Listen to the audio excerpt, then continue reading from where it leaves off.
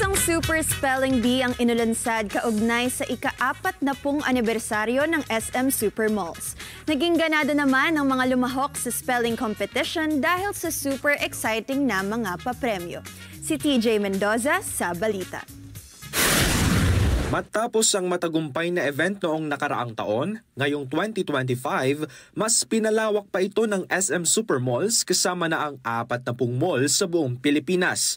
You know, the SM Supermalls and the SM Group has actually been known particularly to promote education. They value education.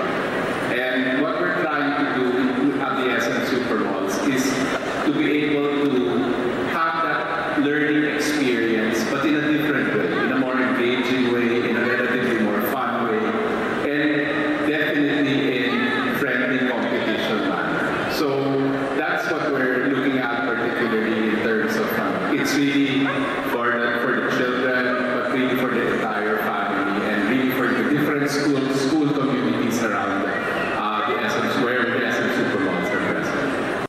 Sabay rin itong ginanap habang ipinagdiriwang ng SM Supermalls ang kanilang ika-40 anibersaryo. 40 taon ng pagbibigay saya at makabuluhang karanasan sa bawat pamilya. Bukod sa SM, kasama pa sa event ang National Bookstore, National University, Power Mac Center at Jollibee, mga partner na suportado ang edukasyon at tiwala sa sarili ng mga kabataan. Well, of course, it develops or builds their vocabulary and develops their reading comprehension. And of course, those are foundational skills for any subject, for them to learn any subject. So, yeah, it's very important.